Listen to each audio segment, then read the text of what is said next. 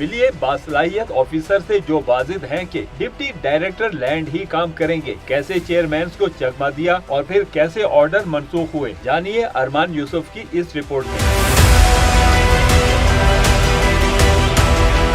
वैसे तो सीडीए के 50 से जायद डायरेक्टरेट हैं, लेकिन कुछ अफसरान ऐसे भी हैं जो वाजिद हैं कि वो लैंड डायरेक्टरेट में ही तैनात होंगे तो ही बेहतर काम कर सकेंगे। ऐसे ही एक ऑफिसर के बारे में आपको आगाह करते हैं। इरफान खान मरवत आजकल डिप्टी डायरेक्टर डीएमए हैं, लेकिन माजी बईद में गलत फाइल ट्रांसफर करने के अहकामात के पादाश में उस वक्त के मेंबर स्टेट नवीद इलाही ने मुअत्तल किया था। इंक्वायरी हुई और न जाने इंक्वायरी का क्या बना, लेकिन बहाल होकर Irfan Khan Marwat deputy director DMA तैनात हो गए। फिर हुआ यूं कि साबिक chairman CDA captain Usman Younis के दौर में 3 जनवरी 2023 को डिप्टी डायरेक्टर लैंड डायरेक्टरेट तैनात हुए, लेकिन मखसूस इदारों की रिपोर्ट पर 3 यौम के अंदर ही 6 जनवरी को वापस डीएमए चले गए। फिर थोड़ा इंतजार किया, चेयरमैन तब्दील हुए तो नए चेयरमैन नूरुल अमीन मैंगल के आते ही मौसूफ ने दोबारा लैंड डायरेक्टरेट में तैनाती की कोशिशें शुरू कर दी और 6 अप्रैल 2023 को एक बार फिर डिप्टी डायरेक्टर लैंड तैनाती के ऑर्डर हुए, लेकिन चेयरमैन नूरुल अमीन मैंगल के इल्म में आते ही